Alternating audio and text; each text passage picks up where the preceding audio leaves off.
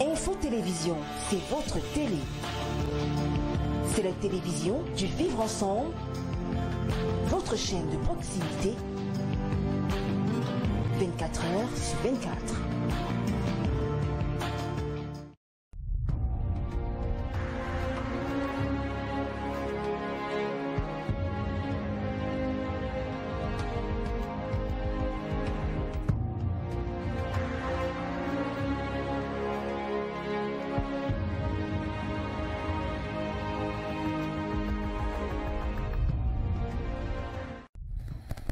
Mesdames, Messieurs, bonsoir. Bienvenue à cette nouvelle édition de votre programme À vous la parole. Ce soir, nous sommes en compagnie de Monsieur Émile Denis Atangana. C'est un conseiller municipal à la mairie de Monatélé et c'est en outre le président du Fonds démocrate camerounais. Alors, Monsieur Émile Atangana, bonsoir. Bonsoir Stéphane Baga. Bonsoir à tous les millions de téléspectateurs de Info TV. Je voudrais simplement déjà préciser que je suis Denis Emilien Atangana. Du moins, c'est ce que mes parents avaient écrit, même comme je n'étais pas là, qu'ils ont mentionné sur mon acte de naissance. Donc, c'est un plaisir renouvelé pour moi d'être à Info TV, à votre émission. J'ai déjà été, je crois, 1 ou 2 fois.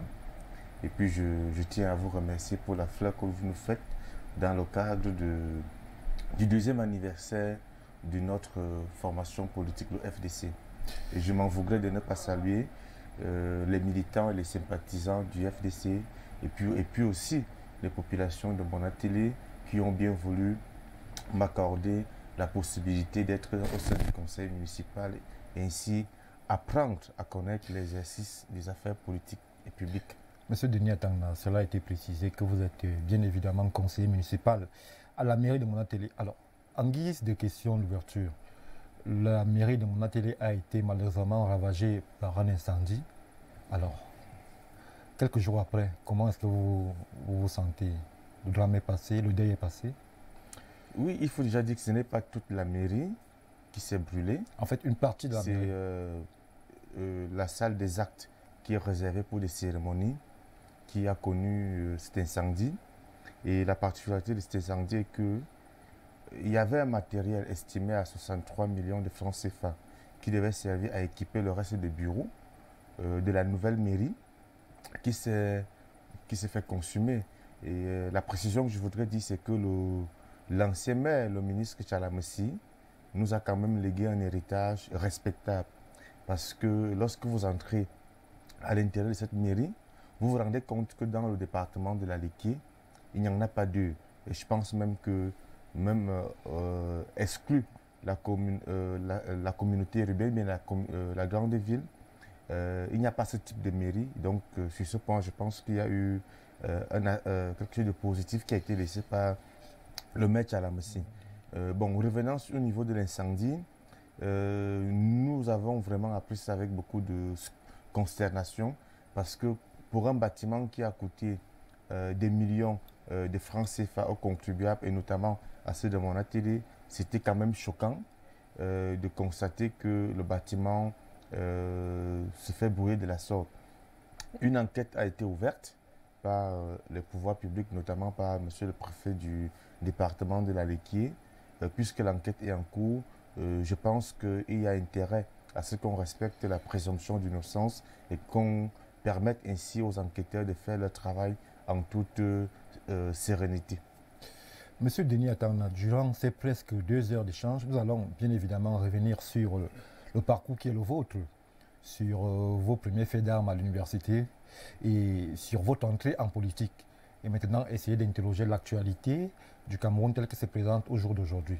Alors, pour revenir vers vous, pour la gouverne de nos téléspectateurs qui peut-être vous découvrent aujourd'hui, est-ce qu'on pourrait, en quelques mots, essayer de parler de votre enfance? Vous êtes né où? Comment est-ce que cela s'est passé? Bon, je suis né à Monatélé, au centre de santé de Monatélé, le 8 janvier 1988. Mon père enseignant avec ma mère, il est arrivé que travaillant à Pitois, ils sont venus passer des congés au niveau de Monatélé et c'est comme ça donc ma mère que je suis arrivé au monde. Par la suite, je suis un fils d'enseignant. Et puis ma maman, elle est ma défunte mère, elle était couturière, pratiquement aussi ménagère. Et je suis le deuxième enfant d'une famille qui en compte 6. Donc mon père s'appelle Ongwa Wanja Gilbert et ma défunte mère c'est Vondosudoni Chantal. Mais aujourd'hui j'ai ma grand-mère qui est pratiquement tout pour moi, ma grand-mère maternelle qui a eu un seul enfant dans sa vie qui était ma mère, dont au jour d'aujourd'hui elle est devenue ma mère de fait. C'est pour ça que je fais tout ce qui est à mon niveau pour que elle puisse être la priorité de mon attention. Parlant justement de votre parcours scolaire, vous avez commencé à mon atelier, vous l'avez révélé. Le baccalauréat, c'est à mon atelier. Non, le parcours scolaire, en tant que fils d'enseignant, l'enseignant est appelé à être affecté partout. J'ai commencé à grandir au niveau du Nord. Ensuite, on a affecté mon papa à Pouma. Et d'après les histoires qu'on me raconte, le papa vivait dans un camp qui appartenait à l'époque à la famille des Biyik et que j'étais très arqué et que cette famille à un moment donné aurait voulu m'adopter pour que je joue au football. Bon, ça c'est des histoires qu'on raconte, j'étais encore tout petit. Ensuite, mon père a été affecté au niveau de Bachenga où on aura passé bon nombre d'années, notamment à Otipli, Naktigal, à l'école publique de l'ONU et il a été le tout premier directeur de l'école publique d'Enji. Du coup, j'ai eu mon CPE, je crois mon CEP, à l'école publique de Bachenga. Ensuite, donc, je suis entré au lycée général de Bachenga qui était encore très nouveau. Mon proviseur cette année-là, c'était Monsieur Ambassa Bomba Michel. Mon parcours scolaire est intéressant au niveau où j'ai commencé à me familiariser avec le leadership. Leadership parce que je suis entré pour la première fois au club journal, étant en 6e. J'étais membre du club scout, déjà étant encore à l'école primaire. Ces différents mouvements cadres m'ont permis de formater l'esprit du leadership. C'est justement pour cette raison que les années après, lorsque je me retrouve au lycée de mon atelier, je m'implique beaucoup dans les activités de la coopérative où j'étais à tour à des postes importants au niveau de la coopérative. J'étais au club journal, au club philosophie. Et puis, étant en classe de terminale avec des amis, nous avons d'ailleurs pensé à créer un journal qui a été d'ailleurs légalisé avec l'appui du feu Gilbert Salekane qui nous aura vraiment encadré. Ce journal nous a été baptisé Le Regard des jeunes de la Liké, étant encore élève au lycée.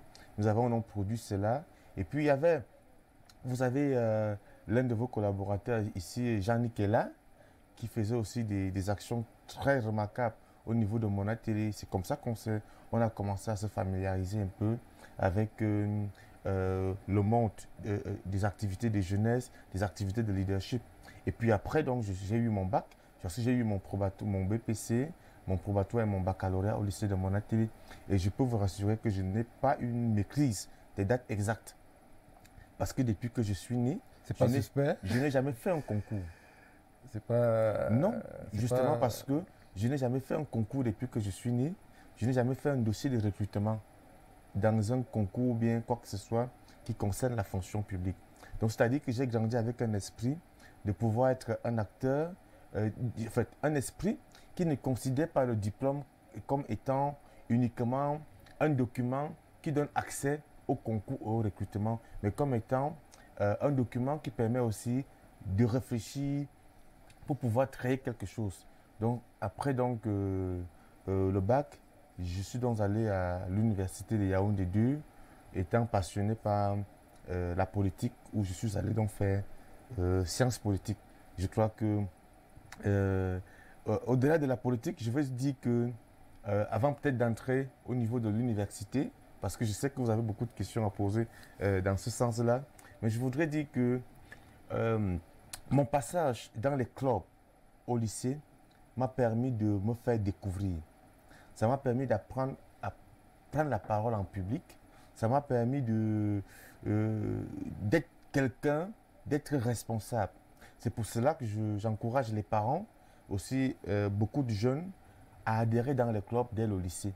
Parce que les clubs sont des cadres de détection, d'éclosion et d'encadrement des talents et des valeurs. Et moi, je pense que je suis un produit des clubs et tout ce qu'ils m'ont vu dès le primaire, surtout au lycée, ne sont pas surpris du fait que je sois en train de faire Monsieur de la Denis politique. Atana, pour revenir justement à l'anecdote que vous racontez sur votre parcours dans les lycées, vous pensez que c'est au club journal qu'on forme les leaders ou bien c'est le chef de classe qui s'accoutume à être un leader? Cette question m'intéresse davantage parce que je suis président d'une association qu'on appelle le CERAT, le Cercle de réflexion et d'action pour le développement. Et nous avons beaucoup travaillé sur la question.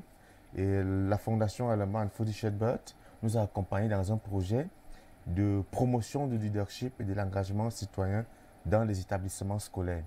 Donc du coup, nous avons pratiquement sillonné plus d'une cinquantaine d'établissements et touché plus de 40 000 élèves pour leur expliquer le bien fondé d'adhérer dans les clubs. Parce que que ce soit le chef de classe ou celui qui est dans un club, il est en contact avec les autres. Ça lui permet d'apprendre à gérer les humeurs des autres. Ça lui permet d'apprendre à gérer son temps, d'apprendre à prendre la parole devant ses camarades. Donc, que ce soit le leader de la salle de classe, le chef de classe, qui généralement n'est pas élu. Parce que pour être président d'un club, leader d'un club, on procède par des élections. Et par là, c'est une voie d'initiation à la démocratie, à la participation citoyenne, ce qui est une très bonne chose. Donc, c'est important que les élèves puissent y adhérer parce que lorsqu'on y adhère, ça développe en vous des aptitudes qui plus tard vous permettront d'avoir une insertion dans la vie sociale, dans la vie socio-professionnelle. Je ne vais pas cacher le secret que beaucoup de grands journalistes aujourd'hui, on va prendre par exemple un monsieur comme Charles Ndongo, Alain Belibi, c'est dans le club journal lycée de Bala qu'on les a découverts. On va prendre des gens comme des artistes comédiens, comme Edouard Douanon Glacé, Bikarata, c'est au club théâtre qu'on les a découverts. Ils sont nombreux les artistes, les Charlots Dipanda. On va pas tous les citer. Donc, pour dire simplement que les parents devraient encourager leurs enfants à adhérer dans les clubs parce que c'est des cadres qui les aident à se construire. Et puis, il faut attirer l'attention des pouvoirs publics parce qu'aujourd'hui, l'activité des clubs, les activités post- et périscolaires en milieu scolaire sont en berne et elles ne jouent plus le rôle qu'elles sont censées jouer. Et ça cause effectivement un problème. Je veux dire dans ce sens que la nation commence à l'école. Pour revenir à cette si activité, on veut avoir plus de jeunes engagés, il faut qu'on mette beaucoup d'attention sur les activités post- et périscolaires qui permettent de former des véritables citoyens et des véritables volontaires qui seront épargnés de l'esprit de la corruption. Pour revenir en un mot sur ces activités post- et périscolaires, alors pourquoi sont-elles en berne aujourd'hui? Quelles sont les principales raisons? Elles sont en berne pour plusieurs raisons. D'abord parce qu'il y a eu un relâchement des pouvoirs publics. Il faut le dire, il y a un décret présidentiel qui organise les activités post- et périscolaires. Et bon nombre d'établissements ont même d'ailleurs certains des chefs services des activités post- et périscolaires. En réalité, il y a de cela 10 ans, ces activités fonctionnaient bien et on voyait bien les faits. Il y a le mercredi, lorsqu'on dit que les enfants rentrent à 12 h, ce n'est pas pour que les enfants rentrent à 12 h. En réalité, lorsqu'on arrête les études, les cours le mercredi à 12 h, c'est pour laisser la place aux activités post- et périscolaires. Donc, ça dit de 12 h à 15 h 30, les élèves doivent se consacrer uniquement aux activités de club. Mais curieusement, lorsqu'il est 12 h, tous les parents vont chercher leurs élèves pour rentrer à la maison parce qu'on estime qu'à 12 h le mercredi, c'est l'après-midi libre. Or, c'est un temps qui est réservé pour une activité particulière. Donc, il y a d'abord cela. Maintenant, les chefs d'établissement, où il y a aussi un gros problème. Il y a des petits budgets qui sont alloués au club, aux activités de la coopérative, mais certains chefs d'établissement estiment que c'est leur argent de poche. Ce qui fait en sorte que c'est ce qui tue davantage l'engouement des activités aussi au sein des établissements. Mais nous, dans le projet sur lequel nous avons travaillé, il consistait à aller dans les lycées. On prenait des best stories, des success stories. C'est-à-dire, on prend un journaliste qui a commencé dès le club journal et qui vient partager son expérience avec les élèves pour les aider, pour les encourager à adhérer dans les clubs. Après la conférence, nous avons donc aussi formé, on faisait des séminaires de formation sur le leadership, l'initiation au leadership et sur la gestion des projets avec les jeunes leaders des clubs pour leur permettre de pouvoir gérer des hommes, pour leur permettre de pouvoir gérer des clubs et que le mouvement associatif puisse s'émouvoir au sein des différents établissements. Nous avions été dans pratiquement 2 ans, dans le Fundi et ensuite nous avons aussi essayé cela dans la Léquier. Je pense que il y a beaucoup d'élèves qui vont forcément reconnaître ça et qui ne savent pas aujourd'hui. Parce que la politique que nous faisons, en réalité, c'est quoi? C'est la lutte pour le développement. Et ce développement doit consister à travailler dès la base, à encourager les jeunes dans le leadership. Et je veux dire, avec cette association, pour le cas de mon atelier, nous avons contribué, nous avons reconstruit un pont du côté de mon atelier, nous avons fait plusieurs championnats de vacances, nous avons fait des campagnes de santé. Donc si vous allez par exemple sur la page Facebook, c'est peut-être un côté que beaucoup de gens ne maîtrisent pas de moi, mais sur le plan social avec le CERAC, nous avons fait énormément, même au niveau de Yaoundé où nous avons fait des conférences pour inviter des jeunes à s'intéresser à l'agriculture, avec tellement d'activités que si vous allez sur la page Facebook, vous serez grandement surpris. C'est noté, M. Denis Atangna. Pour revenir à votre parcours universitaire.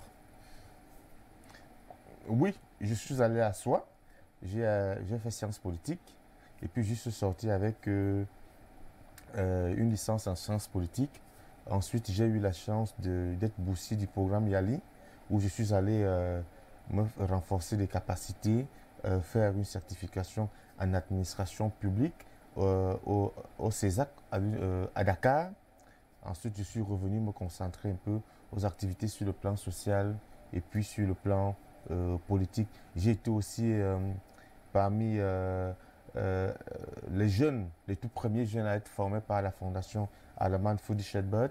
Donc j'ai bénéficié des formations comme celle-là qui m'ont permis d'être un peu autonome, d'être un peu davantage un consultant. C'est pour ça que je vous ai dit que je n'ai jamais fait un concours depuis que je suis né.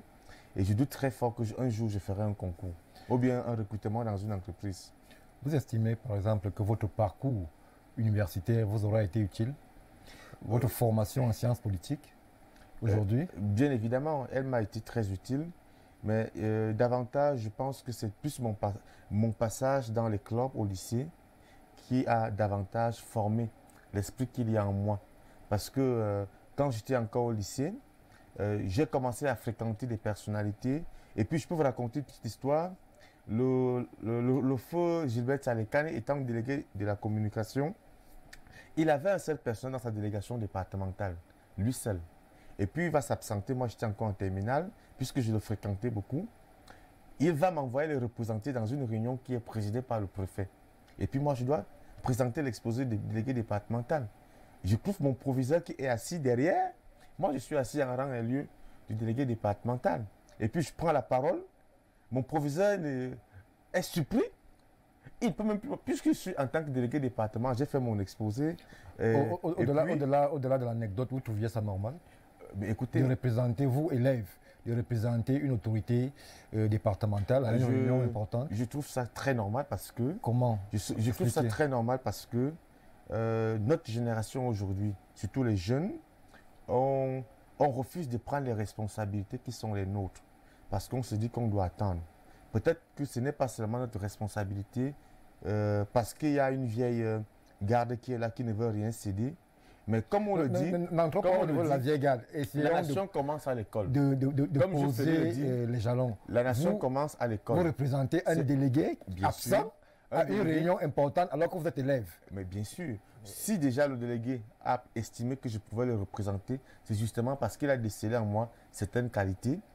Vous comprenez? Et puis je l'ai représenté dignement. À la suite de ça, je lui ai fait un rapport.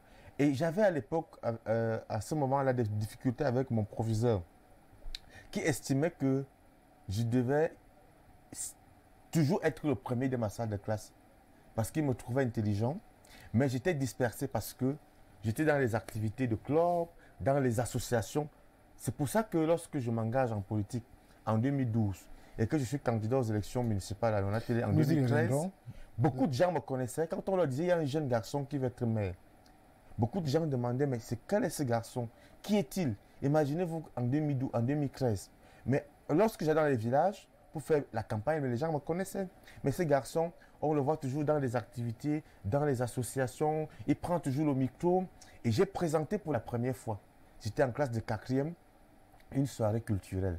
Il y avait des gens de terminale, il y avait autres. Et quand j'étais en seconde, c'était pas évident. C'est pas quelque chose d'extraordinaire présenter une soirée. Je dis simplement quand j'étais en terminale, je voulais dire en seconde, première, 3e. Quand il y avait les débats au lycée, c'était difficile. Même un enfant de terminale, c'était difficile qu'il vienne débattre avec moi. Parce que j'avais une culture assez évoluée. Et lorsqu'il y avait une conférence débat dans notre établissement, quand j'étais absent, mon absence se faisait ressentir. Mon proviseur aujourd'hui, il est vivant. Vous pouvez, par exemple, il y a beaucoup de mes enseignants qui sont vivants. Vous pouvez aller vous renseigner. Et c'est pour ça que je dis que tout ce que je suis aujourd'hui, je le dois davantage à mon adhésion dans les clubs. Parce que c'est là où je me suis forgé. Et puis l'université m'a simplement permis d'avoir un peu plus de connaissances sur le plan théorique, en termes de gestion des affaires publiques, en termes de connaissances de certaines notions sur le plan juridique. Voilà à quoi l'université m'a servi. Mais je ne suis pas entré à l'université parce que je me voyais en train de faire un concours pour un CALENAM ou bien pour faire l'école normale. Déjà que je n'ai jamais fait et je n'en ferai jamais. Au sortir de l'université, justement, vous vous lancez dans quoi? Vous êtes dans la vie associative ou bien? Bon, déjà à l'université, je crois que j'ai l'esprit qui m'anime depuis le secondaire. Et puis j'arrive à l'université. Et il y a eu, je me suis retrouvé comme leader aussi d'un mouvement que nous avions fait en 2012 pour demander le départ de l'ancien recteur à l'époque et des 2 doyens. J'étais le leader de ce mouvement-là. Vous leur reprochez quoi à l'époque? C'est pas moi, je ne lui reprochais pas grand-chose, sauf que le conseil supérieur, le conseil de discipline et budgétaire avait imputé à l'ancien recteur des fautes de gestion et aux 2 doyens. Et nous estimions qu'en tant qu'étudiants de l'université de Yaoundé 2, une université qui devrait être le laboratoire où on apprend la gouvernance, la gestion, il ne revenait pas au recteur de faire des fautes de gestion. C'est pour cette raison que nous avons mis sur pied un mouvement qu'on appelait le collectif Sauvons l'université de Yaoundé 2. Avec l'appui donc de la DEC, ça nous a permis donc de manifester. Quels étaient vos camarades à l'époque, si on peut, à l'université? Oui, lors de votre mouvement de grève. À l'université, il y a eu Nkuma Esako, à qui je dis bonsoir. Il y a eu Eyebe Martial, et il y a eu bien d'autres. Et je peux aussi vous dire que lorsqu'on a commencé à nous intimider, certains sont allés signer des lettres d'engagement auprès du sous-préfet pour dire que vraiment, Atangana nous a trompés. On ne savait pas dans quoi on s'engageait. Et puis, je peux aussi vous rassurer que ça nous a permis, moi personnellement, ça m'a permis d'avoir des jours en cellule. Oui, c'était aussi une belle expérience de découvrir la cellule. Et puis, on est sorti de là, moi d'abord, avec les 3 leaders de la DEC, Barthélémy Tchale, Hervé Zouabet, Madjali. On a tous eu chacun une condamnation de 1 an, dans 3 ans de sursis, dans un procès qui s'est fait en fou, un procès où on nous accusait d'une manifestation non déclarée, atteinte à la sûreté de l'État. Ce que vous ne savez pas, c'est que lorsque nous publions la lettre ouverte qui a été bien relayée par les médias, nous avons donc annoncé une marche pacifique à l'intérieur de l'université Yaoundé 2 pour dénoncer. Et c'était le moment où il y avait le printemps arabe. Donc certains, je n'avais même pas encore su que je devais faire la politique. Certains ont aussitôt interprété que nous voulions créer le printemps arabe à l'université de Yaoundé 2 pour peut-être renverser les institutions. Ce qui était très faux, parce que je ne connaissais pas, je n'avais pas encore imaginé que je vais faire la politique politicienne. C'est vrai, j'avais des prédispositions. Vous faites la politique politicienne? J'avais des prédispositions. Aujourd'hui, je fais la politique politicienne. J'avais des prédispositions. Et puis, le jour que nous avons donc prévu faire notre manifestation, on a envahi l'université avec pratiquement plus de 1000 policiers et gendarmes. Et j'ai été interpellé autour de 6h45. J'étais en cellule. On a aussi interpellé le leader de la DEC parce que la DEC était dirigée en ce moment-là par Hervé Zouabet. On nous a interpellés. Pendant que nous étions en cellule, autour de 13h, il y a eu un décret présidentiel qui relevait le recteur de ses fonctions. Parce que nous avons dit, nous voulons que le recteur soit relevé de ses fonctions et les 2 doyens. Le recteur a été relevé de ses fonctions et 2 semaines après, les 2 doyens ont été relevés de leurs fonctions. Et c'était effectivement nos revendications. Donc c'est à partir donc, de 2012 là que j'ai donc commencé à participer aussi un peu dans les médias et à être aussi un peu présent. C'est par la suite de ça donc que j'étais donc été contacté. À l'époque, il y avait une réunion qui se faisait au Carrefour Maître pour la naissance du MRC. Parce qu'en ce moment, le MRC n'avait pas de nom. Donc je suis un membre fondateur du MRC. Monsieur Denis Atana, nous allons bien évidemment y revenir. Nous allons juste prendre le temps d'une virgule à la régie et retrouver notre invité. A tout de suite.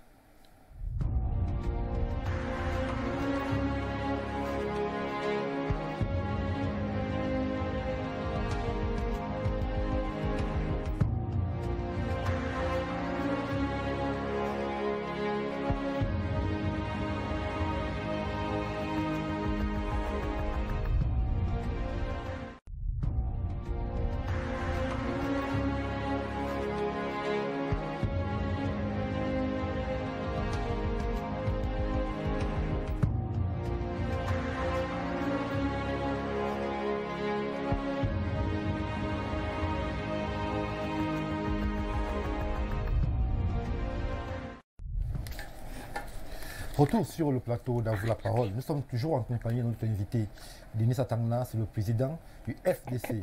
Nous avons été rejoints par notre collègue Nadège Joguin pour les questions des internautes. Bonsoir Nadège. Bonsoir Stéphane. Je te laisse en compagnie de Monsieur le Président. Bonsoir Président. Bonsoir Nadège, tout le plaisir. Comment vous allez? Je vais comme un charme. Comment se porte le parti? Le FDC se porte très bien. Et surtout qu'hier, nous avons célébré notre 2e anniversaire qui nous a permis de... Et pour l'occasion, nous avons tenu un point de presse, question pour nous de dresser le bilan 2 ans après et de tracer les perspectives. Et je dis que ça se porte bien, le FDC se porte bien, parce que nous avons un bilan qui est globalement satisfaisant, parce que 2 ans après notre création, nous avons pu lever la tête et sortir du lot. Sur les 300 partis politiques qui existent au Cameroun, le FDC fait partie des rares partis politiques qui ont aujourd'hui en leur sein un élu. Et un élu où dans le département de la Léké.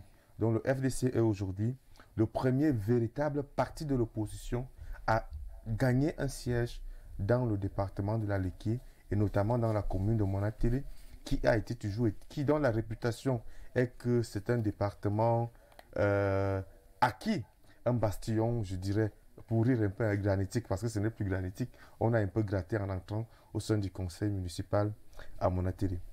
Bienvenue chez nous, chez vous. Tout le plaisir, merci. Président, j'ai constaté que vous avez 2 anneaux. C'est quoi la symbolique? La symbolique? Un gris-gris, une protection, il s'agit de quoi? Mes 2 anneaux, il s'agit effectivement de 2 anneaux, comme vous avez dit, qui ont une signification très importante dans ma vie. D'accord. Alors, vous allez vous prêter au jeu de questions fermées de nos internautes en répondant par oui ou par non. Oui. Et puis, la dernière question, elle est ouverte. On va essayer. D'accord. Ancien candidat malheureux à la mairie de Monatélé, vous sentez-vous comme invalide après votre échec?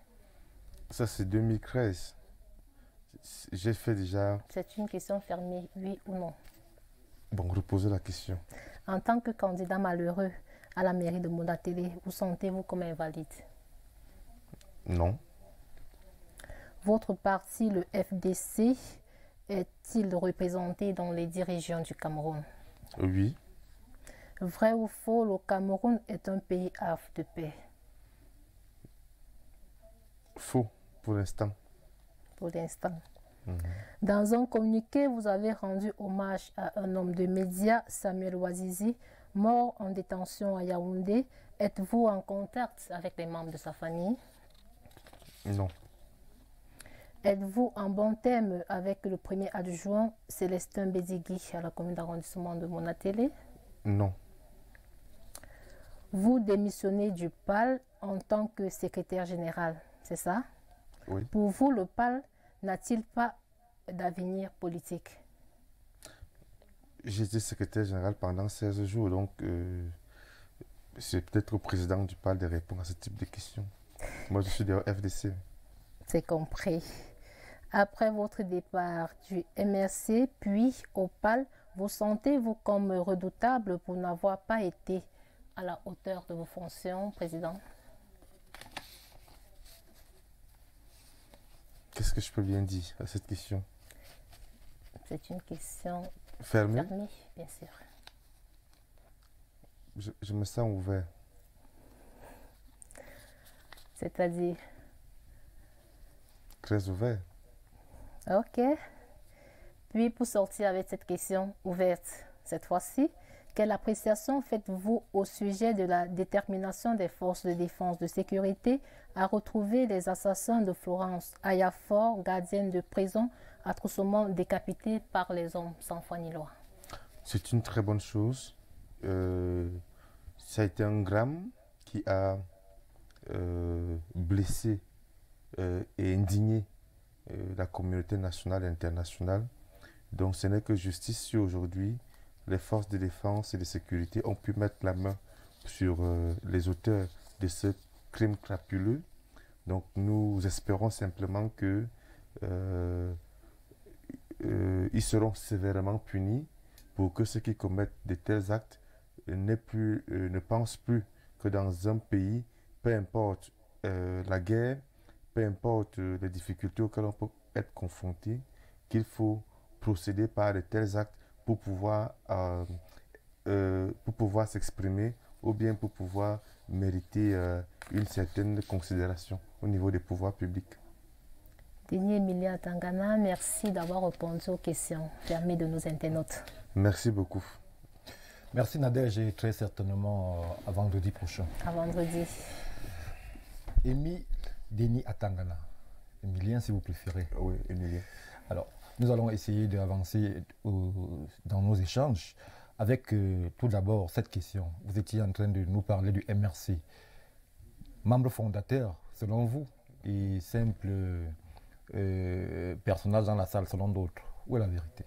Non, j'étais.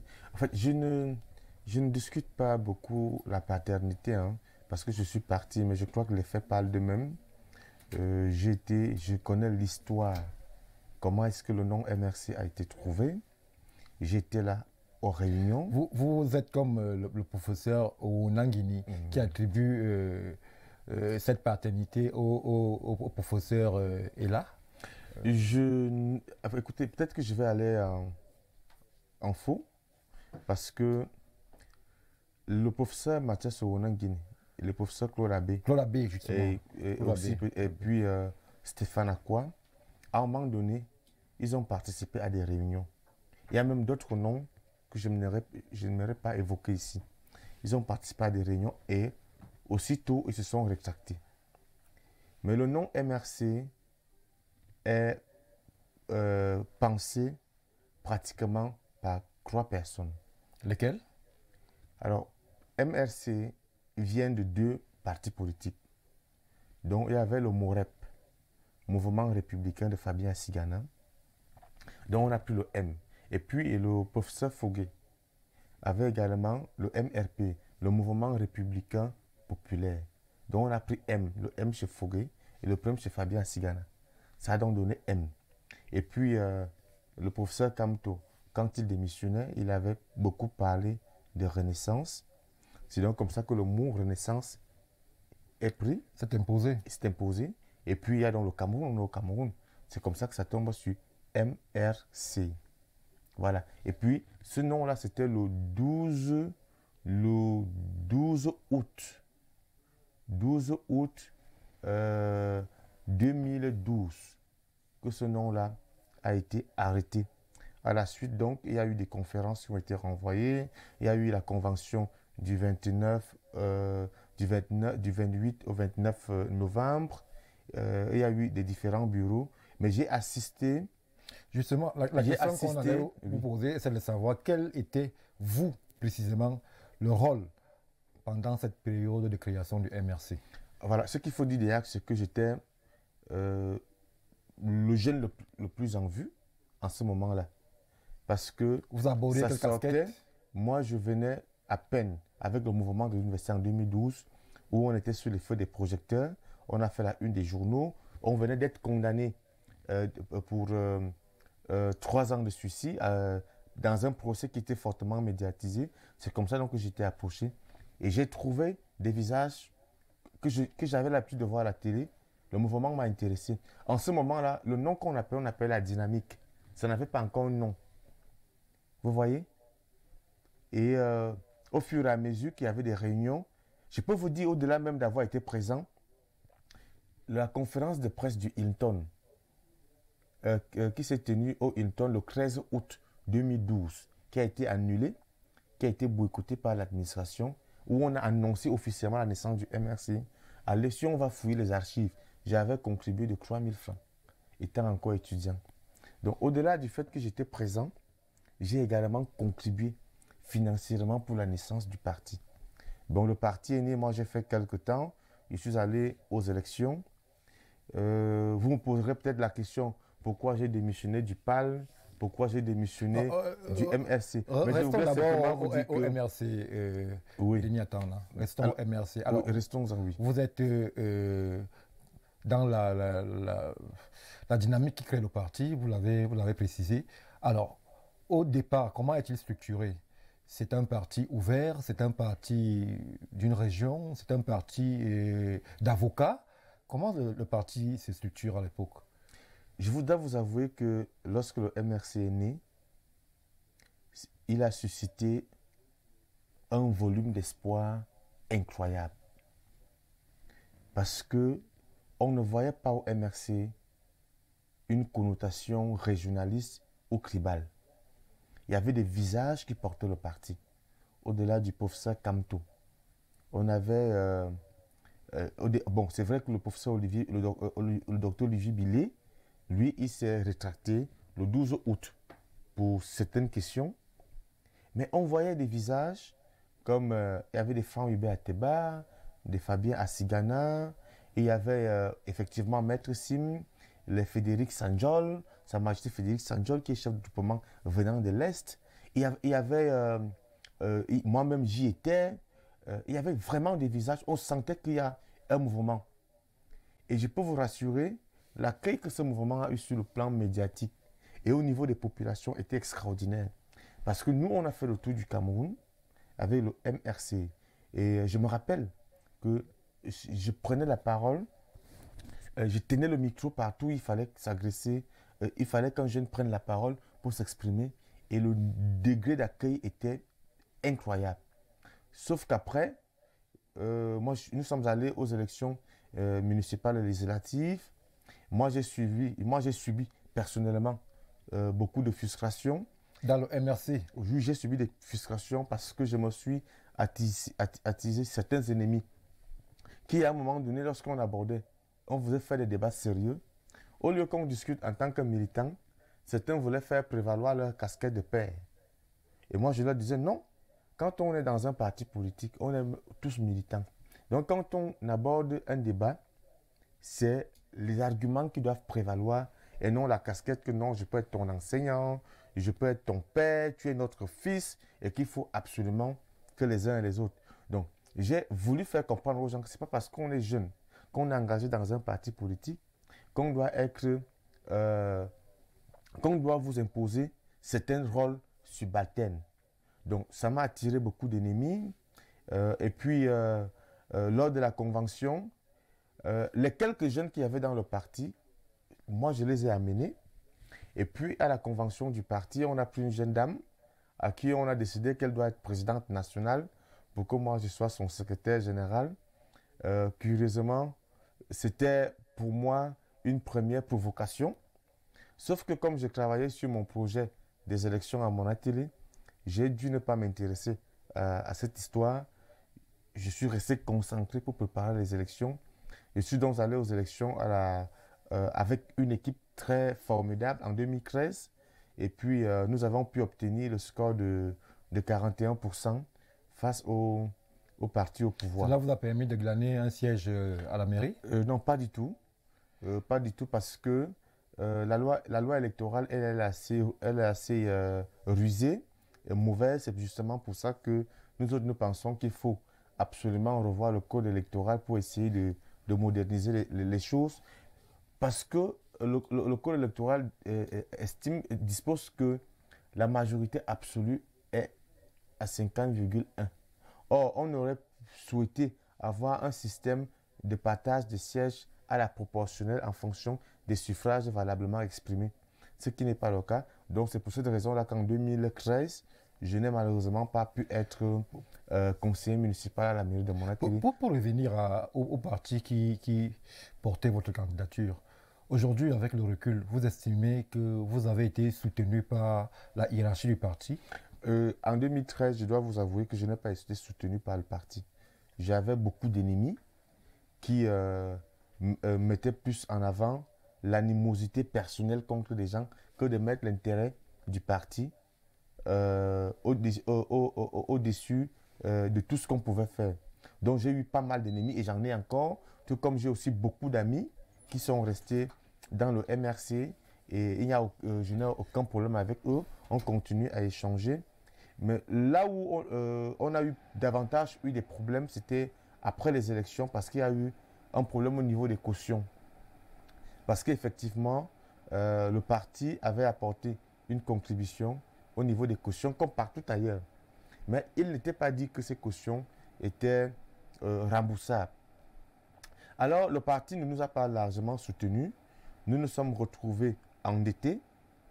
Et la loi est donc claire que lorsque vous avez plus de 5%, le mandataire de la liste peut retirer le cautionnement des autres candidats.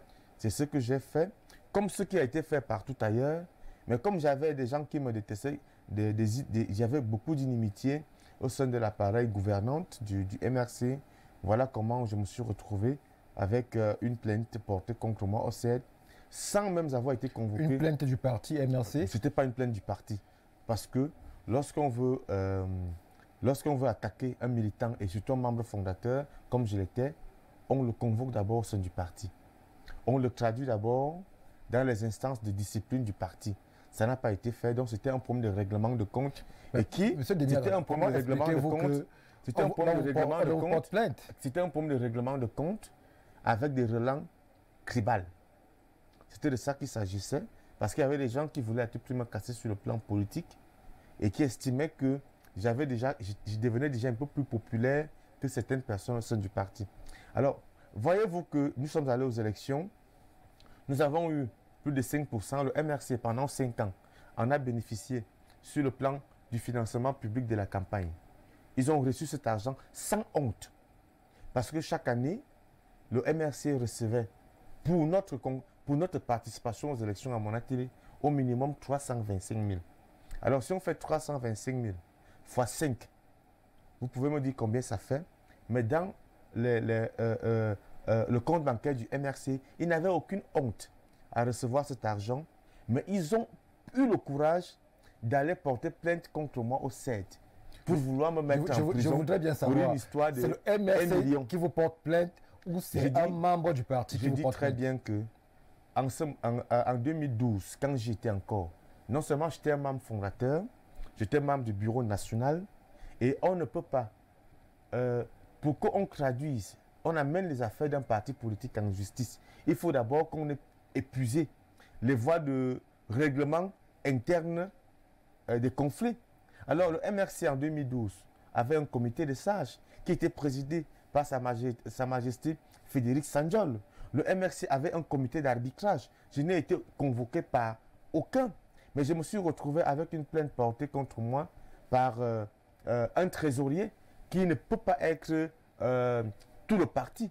Donc c'est pour ça que je vous dis qu'il y avait effectivement un problème de règlement de compte avec des relents tribales. Et lorsque j'ai subi cela, parce qu'ils ont voulu me mettre en prison, ils n'ont pas voulu, ils n'ont même pas regardé que ces garçons, étant étudiants, ils se sacrifiaient. Il nous a permis d'avoir 41% dans un département comme Qu'est-ce que la Naki. hiérarchie du parti estimait à l'époque où l'on vous portait plainte au CED? Ils ont estimé C'est une plainte d'une personne.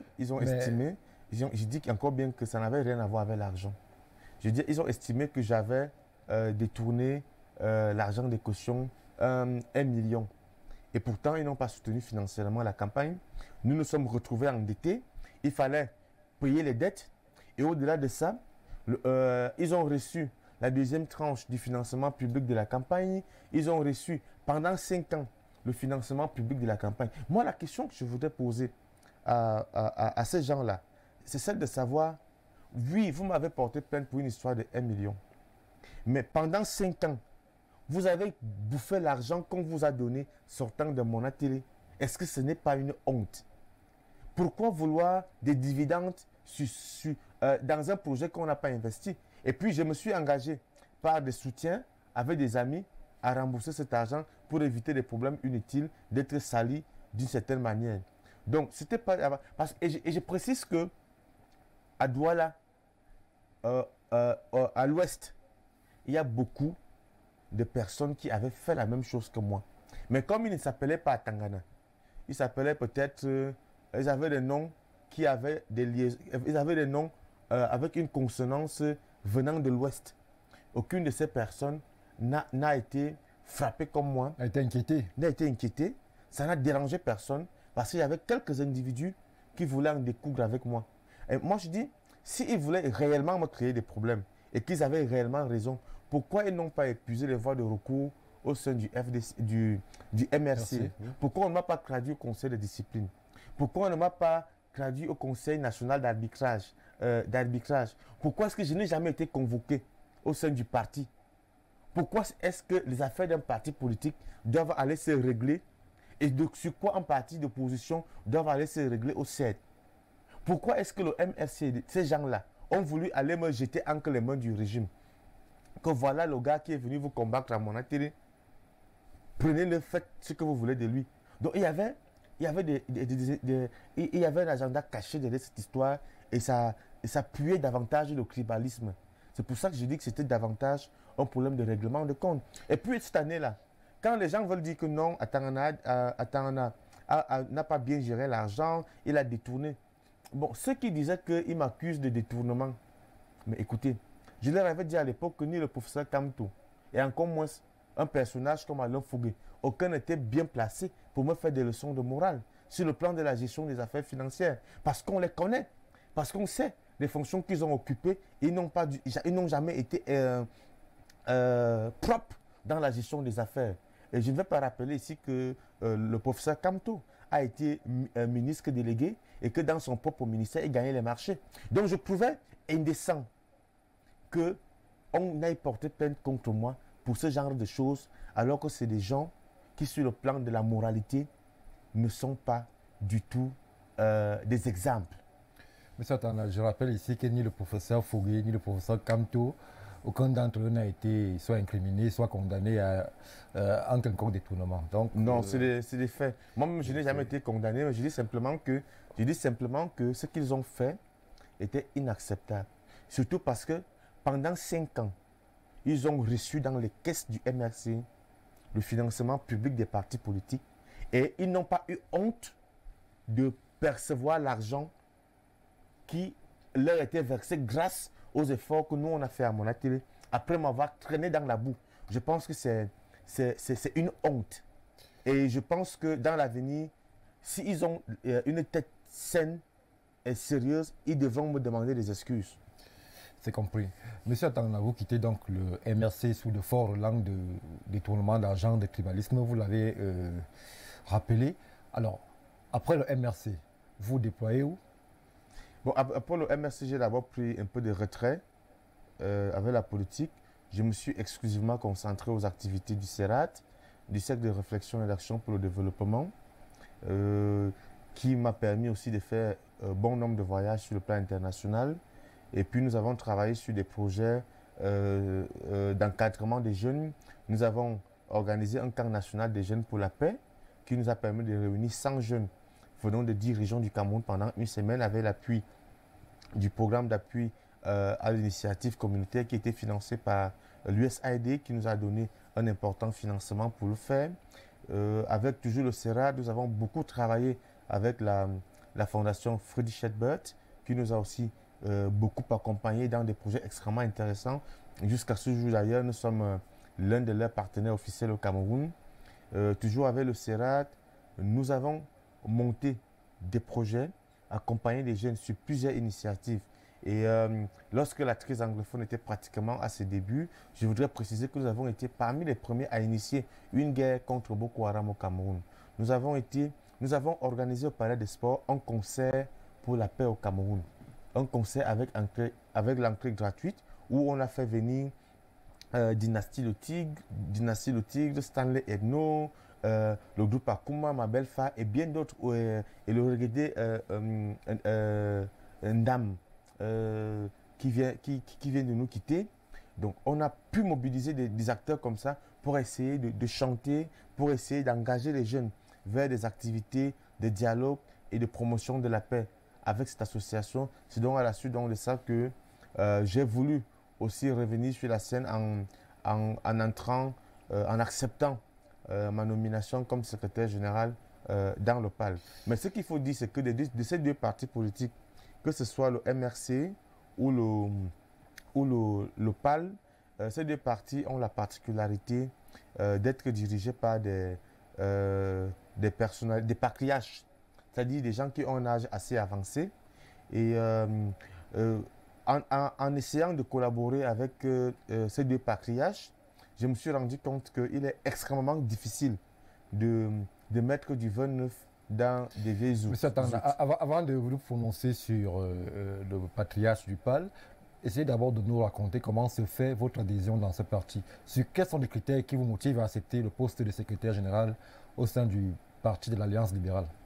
En fait, l'une des raisons pour lesquelles j'accepte ce poste est que le président Célestin Bédigui m'appelle et il me fait comprendre qu'il voudrait relancer le PAL. Il a échangé avec beaucoup de gens qui lui ont dit que s'il voudrait relancer le PAL... Le PAL à l'époque était mort?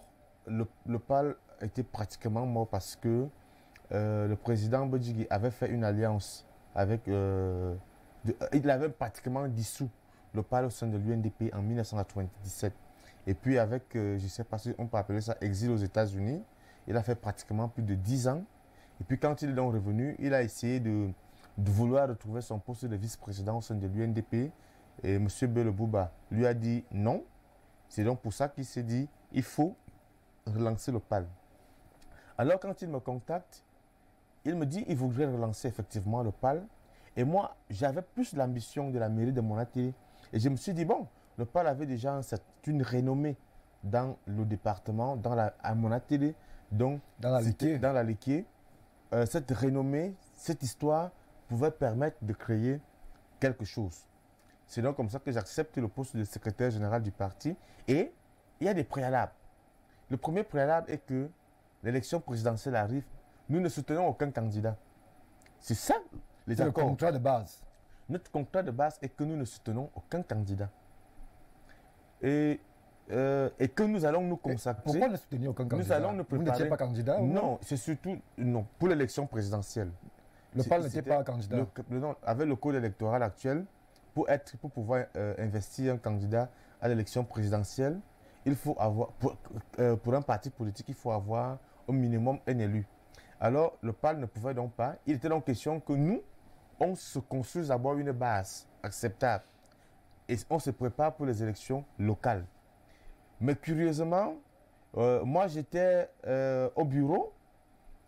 Alors le président m'appelle, il me dit il voudrait qu'on ait une réunion de développement à Monaté. Je lui demande qui organise la réunion, il me dit le nom. Je dis ok. Arrivé à Monaté, je suis surpris de lire une banderole où il est écrit que réunion de mobilisation financière pour la campagne du président Paul Biya. Alors je dis, mais Seigneur, moi j'ai écrit plusieurs lettres à plusieurs reprises pour estimer que l'argent que les élites cotisent, au lieu de cotiser ça pour la campagne du président Biya, il pourrait faire la même chose pour arranger des routes, pour construire des ponts, pour construire des puits d'eau, des forages et autres. Et que j'estimais indécent que des gens qui roulent sur des routes qui sont impraticables cotisent des centaines de millions pour la campagne d'un candidat qui a déjà assez d'argent et qui a tous les leviers de l'État pour financer sa propre campagne. Arrivé, j'étais extrêmement surpris. Et là où ça m'a davantage fait mal, c'est qu'il avait contribué lui-même à hauteur de 500 000. J'étais surpris, mais je lui demande, mais monsieur le président, ce n'était pas nos accords. C'est pour cette raison que j'ai donc signé mon acte de démission, parce que j'ai seulement fait 16 jours comme secrétaire général du PAL. Et puis je me rappelle aussi que lorsque j'accepte d'entrer au sein du PAL, il y a des amis que j'avais convaincu d'adhérer dans le PAL, qui me disaient non, comme c'est toi qui dis qu'on aille, on va aller. Mais sache que nous, on aurait bien voulu que, comme on est des jeunes, qu'on lance une formation politique qui peut être animée par les jeunes et avec un intérêt prioritaire de notre vision. Je leur ai dit non, il y a les élections, on va aller pour les élections locales, donc on peut d'abord travailler avec le PAL. Mais malheureusement, ils ont eu raison quelques jours après, lorsque je me suis rendu compte que la collaboration avec Quand vous vous rapprochez du président du PAL, je me suis rendu compte que la collaboration avec des leaders politiques d'un certain âge n'est pas aisée quand on est encore jeune. Au-delà de la question de l'âge des leaders des partis, en l'occurrence celui du PAL, Célestin Bédégui, quand vous décidez de vous retirer du PAL, comment est-ce qu'il prend la nouvelle? Il n'essaye pas de vous retenir, il n'essaye pas de vous convaincre? Non, il ne pouvait pas parce que déjà, j'ai juste posté ma publication sur Facebook pour dire que je retirais ma partie. C'est que premièrement, je tenais à lui dire merci pour la confiance qu'il a bien placée en moi et qu'au regard de la tournure, lui, il a décidé d'aller soutenir le président Paul Biya parce qu'il estimait que le PAL est de la mouvance présidentielle.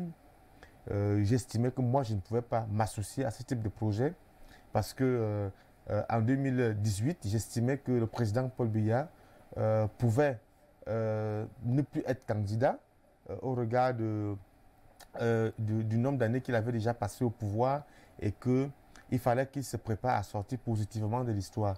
Et j'avais d'ailleurs suggéré qu'il fallait que le président de la République, le président Biya, lance une fondation Paul Biya qui allait se consacrer exclusivement à l'image des fondations des anciens présidents aux États-Unis et en France. Jimmy Carter, oui, voilà, qui crée une fondation Paul Biya qui pouvait travailler sur la question de la résolution des conflits, la promotion de la démocratie. Et j'étais même ouvert et j'ai proposé d'ailleurs mes services pour pouvoir officier comme secrétaire permanent de cette fondation Paul Biya à titre bénévole. Donc je ne me voyais pas en train de soutenir la candidature du président Biya. C'est pour ça donc que moi j'ai démissionné de ce poste de secrétaire général du PAL parce que je pensais que, et puis je le pense toujours que ce mandat du président Paul Biya c'est un mandat de croc. Mais puisqu'il a été élu par le peuple camerounais, on doit respecter ça. On doit respecter, c'est le président de la République. On doit respecter les institutions. Et le FDC où je suis est un parti républicain qui respecte les institutions. Mais lorsque c'est bien fait, pour reconnaître. Mais lorsque c'est mal fait, a le devoir aussi de porter des critiques pour que les pouvoirs publics puissent davantage s'améliorer. Monsieur Denis Atanda, nous allons connaître la deuxième halte de cette édition d'À vous la parole. Nous allons tout de suite rejoindre la régie pour l'instant pub. À tout de suite.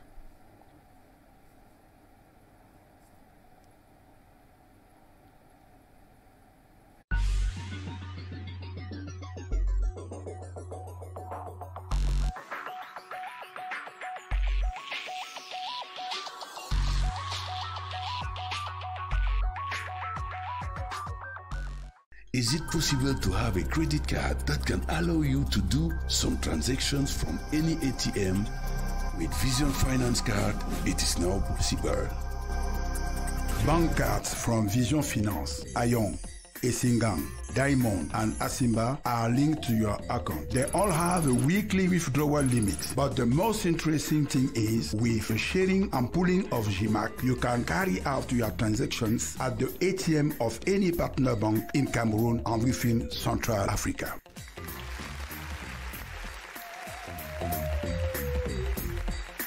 With Vision Finance portfolio of Bancat, your bank is in your pocket. Vision Finance, l'avenir dans la finance. Est-il possible d'avoir une carte bancaire qui permette d'effectuer des opérations dans n'importe quel distributeur? Avec la gamme des cartes de Vision Finance, c'est désormais possible. Les cartes de crédit de Vision Finance, Ayon et Singang, Diamond et Asimba sont rattachées à votre compte courant et accessoirement à votre compte d'épargne. Elles ont toutes un plafond hebdomadaire de retrait. Mais le plus intéressant, c'est qu'avec la mutualisation du GIMAC, vous pouvez effectuer vos opérations dans n'importe quel distributeur des banques partenaires au Cameroun et dans toute l'Afrique centrale.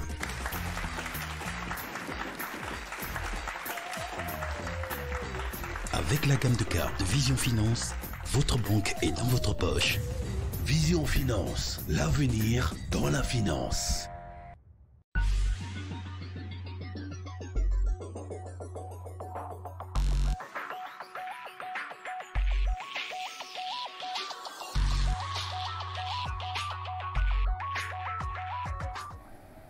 Retour sur le plateau de cette édition d'En vous la parole. Je rappelle à ceux qui nous rejoignent à l'instant que nous sommes toujours en compagnie de M. Denis Emilien Tangna, c'est le président du FDC. Alors, président, nous allons poursuivre notre aventure ce soir en essayant de faire honneur à nos spectateurs qui sont déjà nombreux à avoir réagi sur les différentes plateformes qui sont les nôtres. Alors, nous allons prendre des messages comme ils viennent avec le tout premier. Salut! Dites à Atangana qu'on connaît déjà les tribalistes au Cameroun. Combien as-tu reçu pour se tromper de chemin? Pour l'instant, il n'y a que Kamto qui est populaire. Malheureusement, le message n'est pas signé. Chers téléspectateurs, essayez de signer vos messages. Bon, on peut déjà savoir. On peut déjà savoir. On les appelle sur les réseaux sociaux les talibans. C'est eux qui réagissent. Vous allez permettre qu'on puisse restituer déjà les messages et oui, vous aurez la possibilité de réagir plus tard, s'il vous plaît, monsieur Attendre. Alors, nous allons prendre celui-ci. Bonsoir à vous sur le plateau.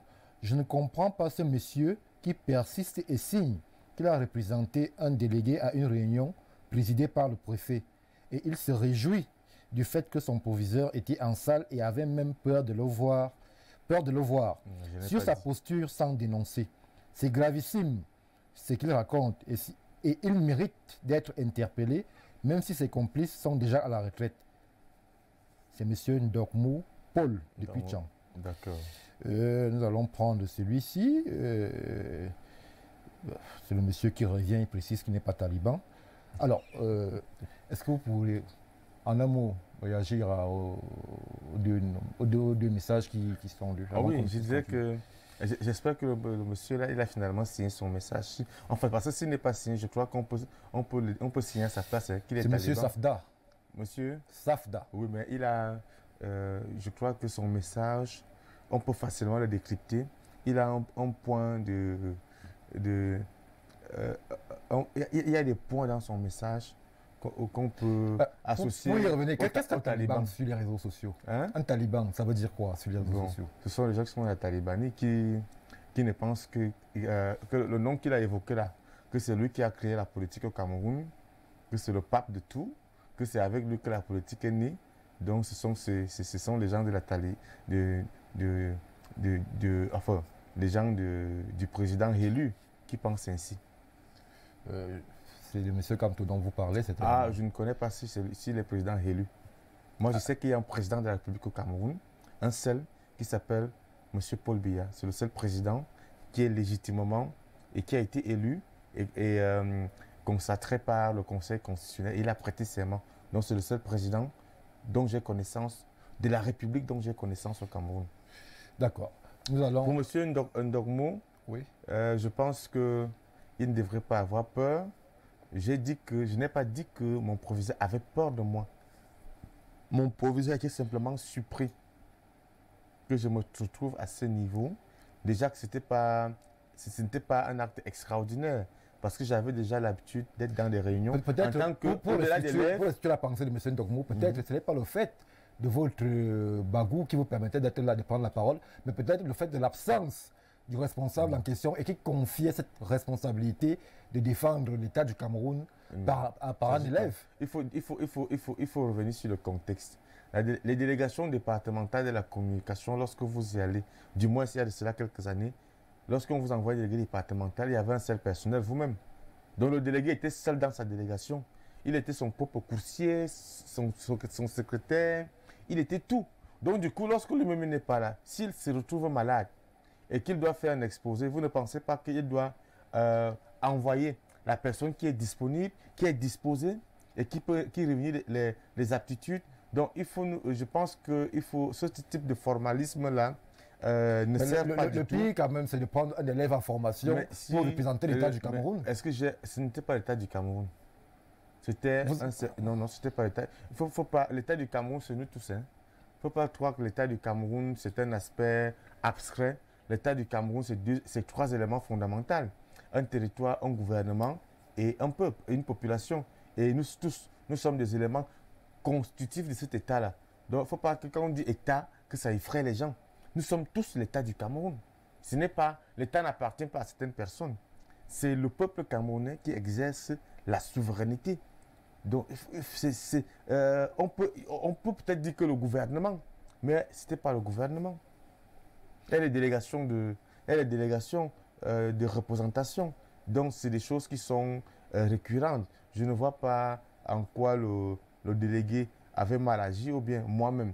Et j'avais mal fait. Je pense que j'ai plutôt aidé l'État, plutôt aidé le délégué qui était occupé, peut-être qui était malade, qui avait une autre préoccupation, mais qui avait forcément besoin d'une personne qui pouvait aller traduire en quelques mots sa pensée lors de cette réunion-là. C'est entendu. Nous allons maintenant avancer. Vous quittez le PAL. Et puis quoi? Vous devenez quoi après? Bon, lorsque j'annonce ma démission du PAL, ce soir-là, il y a des amis qui disent, mais Denis, mais on t'avait dit de ne pas dans cette histoire qu'il fallait que nous, on crée notre parti politique. C'est donc comme ça qu'on va se mettre au travail, on va commencer à préparer les statuts, le règlement intérieur, et que nous allons déposer le dossier pour légaliser notre parti politique. Et le 9 juillet 2018, nous allons obtenir donc l'autorisation d'existence légale qui sera signée par le ministre de l'administration territoriale, M. Paul Atangandji. Et le parti, on va continuer. Quelques jours après, nous allons faire un point de presse pour non seulement annoncer notre naissance, mais également nous prononcer sur des questions d'intérêt majeur. En ce moment-là, il y avait la fièvre de l'élection présidentielle. Nous avions estimé que le FDC, vu son jeune âge, ne pouvait pas participer à cette élection et ne pouvait pas soutenir un candidat. Avant de vous prononcer sur les élections qui pointaient à l'horizon, quel était le substrat idéologique du FDC? C'était un parti d'opposition, proche de la majorité, d'alternance. Qu'est-ce qui soutenait votre démarche à l'époque? Le FDC, si j'étais quelqu'un qui voulait soutenir le président Biya, je crois que je serais resté au PAL. Et depuis que je suis entré en politique, j'ai eu beaucoup de propositions. Si je voulais vraiment, je serais entré soit à l'ENAM, soit je serais en train de travailler dans une très grande entreprise au jour d'aujourd'hui. Mais sauf que je suis quelqu'un d'assez cohérent et constant dans ses convictions. C'est pour ça que je n'ai pas accepté certaines propositions que j'ai eu à recevoir. Et je quitte le PAL exactement parce que je ne supporte pas que le PAL soutienne la candidature du président Paul Biya, parce que j'estime qu'en 2018, le président Paul Biya devait prendre sa retraite et laisser la place à quelqu'un d'autre. Voilà pourquoi je refuse de rester dans le PAL. Et moi, le FDC n'est pas dans la majorité présidentielle. Si le FDC était dans la majorité présidentielle, nous aurons fait campagne pour le président Biya en 2018. Mais nous n'y sommes pas. Et c'est pour cela que je vous ai dit que le FDC aujourd'hui est le premier véritable parti de l'opposition à pouvoir gagner un siège dans un département comme la Léké. Nous sommes un parti républicain.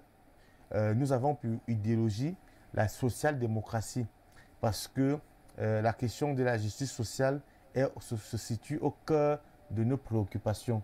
Parce que si notre pays n'évolue pas assez, c'est justement parce que la justice sociale a foutu le camp Et nous, au sein du parti, nous voulons en faire une priorité afin que les Camerounais sachent qu'il y a une autre façon de gouverner le pays, il y a une autre manière de pouvoir gérer le pays pour que la majorité des personnes s'y retrouvent et qu'on puisse à nouveau redorer le blason et faire rebondir le pays. Parlant justement d'opposition dans la Liquier, vous êtes conseiller municipal à la mairie de Monatélé. Pourquoi n'avoir pas eu un autre conseiller? Ou bien vous auriez pu avoir un conseiller à Tchang ou à Limbé. Pourquoi à Monatélé? Bon, il faut dire que notre parti n'a pas assez de moyens. Au regard de notre jeune âge, avoir même déjà un poste de conseiller municipal, je pense qu'il faut s'en féliciter.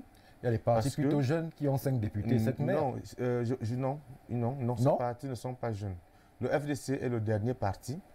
En 2000, lorsqu'on allait aux élections, c'était l'un des derniers partis à naître.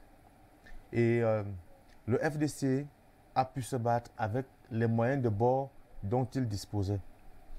Nous avons essayé des candidatures ailleurs, sauf que notre parti, étant en priorité porté par les jeunes, on s'est retrouvé confronté à un problème de paiement des cautions. Pour être député, il faut débourser une caution de 1 million, c'est énorme. Pour être même un fonctionnaire, ce n'est pas évident pour lui de pouvoir payer une caution de 1 million. Pour être conseiller municipal, il faut débourser une somme de 50 000. Mais nous sommes quand même dans un pays où le SMIC est estimé à 36 000. Donc si on vous paye 36 000 par mois, vous n'allez pas prendre les 36 000 et aller vous endetter ailleurs pour pouvoir payer votre caution pour participer à une élection. C'est justement pour ça nous estimons qu'il y a des choses qu'il faut revoir sur le code électoral. Par exemple, cette caution qui limite la participation de beaucoup de Camerounais au jeu électoral. En mettant la caution à 1 million, on exclut la jeunesse camerounaise. Parce que je ne vois pas combien de jeunes sont à mesure, le nombre de jeunes qui sont à mesure de payer la caution de 1 million de francs CFA. C'est extrêmement difficile. Donc, on est pratiquement revenu dans ce pays à un suffrage censitaire où on favorise les riches. Donc, si vous n'avez pas l'argent, vous ne pouvez pas, malgré vos ambitions, malgré votre désir de vous mettre au service de la nation, être un élu. Donc, nous, au FDC, on s'est confronté à un problème de moyens et nous en avons. Nous avons même d'ailleurs souhaité que des gens nous accompagnent dans ce processus pour qu'on puisse avoir des moyens pour pouvoir payer les cautions de nos candidats jeunes dans plusieurs communes. On n'en a pas eu. Et puis, on s'est d'abord concentré dans quelques zones où on a participé. Aujourd'hui, on peut se féliciter d'avoir ce siège de conseiller municipal qui nous permet d'être dans le cercle restreint des 16 partis politiques habilités à investir un candidat à l'élection présidentielle. Et je peux vous rassurer que au jour d'aujourd'hui, nous sommes, en termes de perspective, nous sommes en train d'œuvrer, en train de travailler pour la structuration et pour l'implantation du parti sur le plan national. Pour revenir justement à ce département, la Liquier, qui héberge votre siège de conseiller municipal, c'est une région qui est présentée comme un bastion du parti au pouvoir. Comment le FDC a pu arracher un siège dans la mairie de Monatélé? Les gens se posent peut-être la question pourquoi on n'a pas eu un grand score.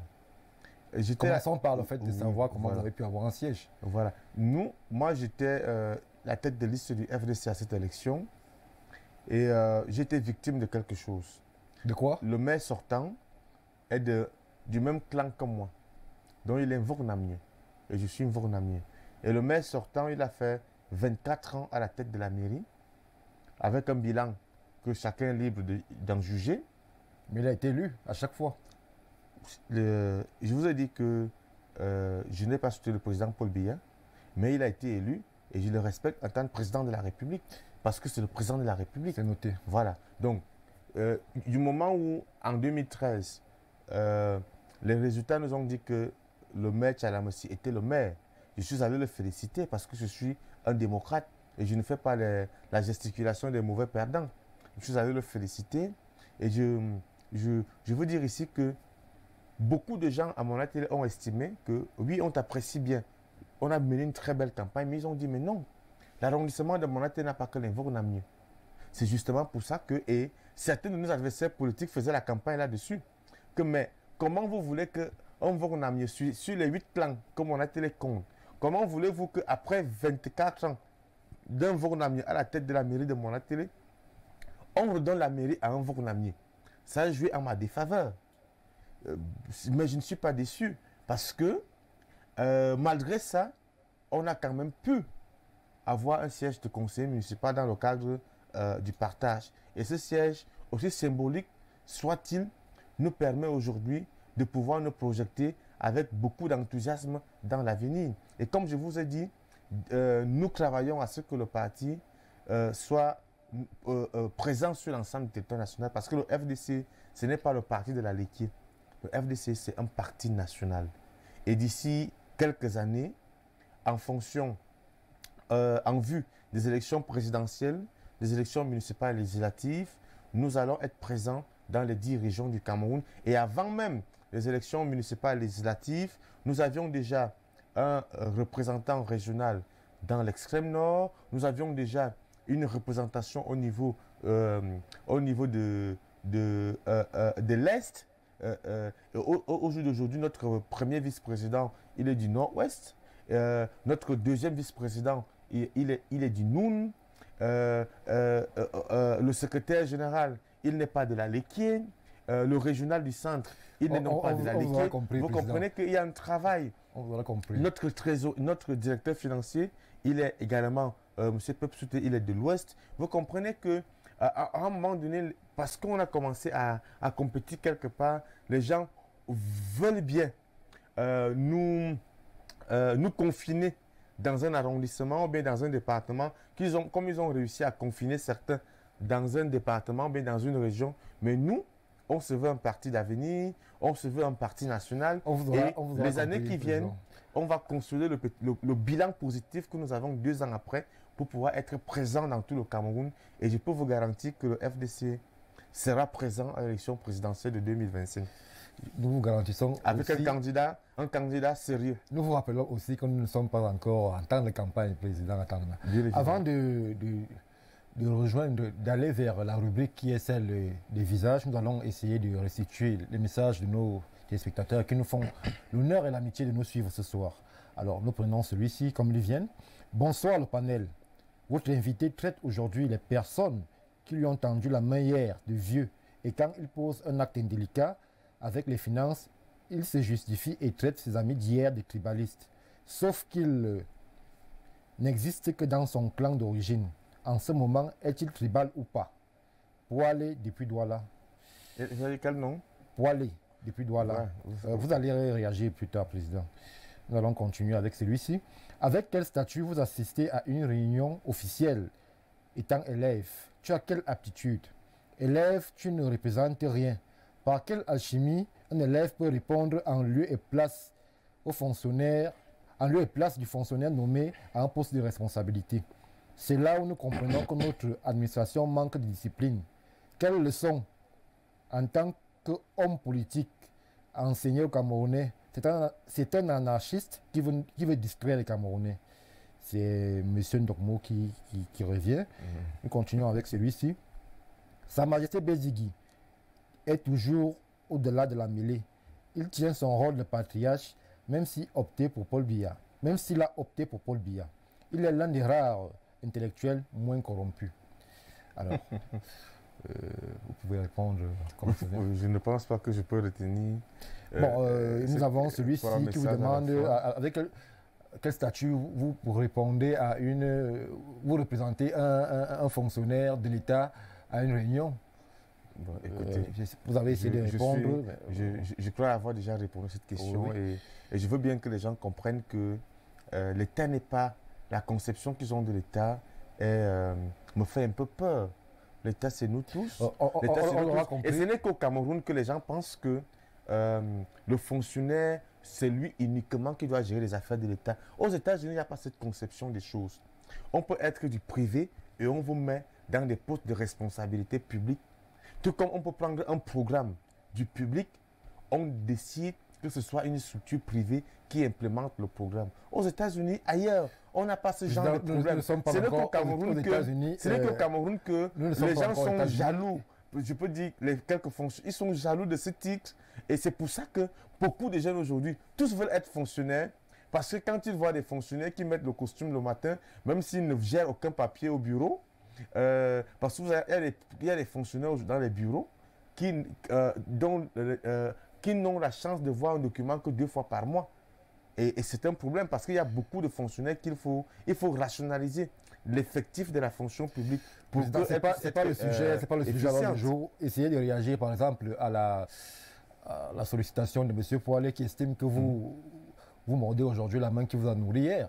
C'est-à-dire les vieux, entre guillemets, qui vous ont tendu la main à vos débuts. Aujourd'hui, vous les traitez de hors-jeu et lorsque vous êtes en difficulté avec les finances, la loi, vous traitez vos amis d'hier de tribalistes. Mais écoutez, je ne suis pas le seul qui les traite de tribalistes. Je pense qu'eux-mêmes, ils ont fait des efforts extraordinaires pour mériter cette étiquette de tribaliste.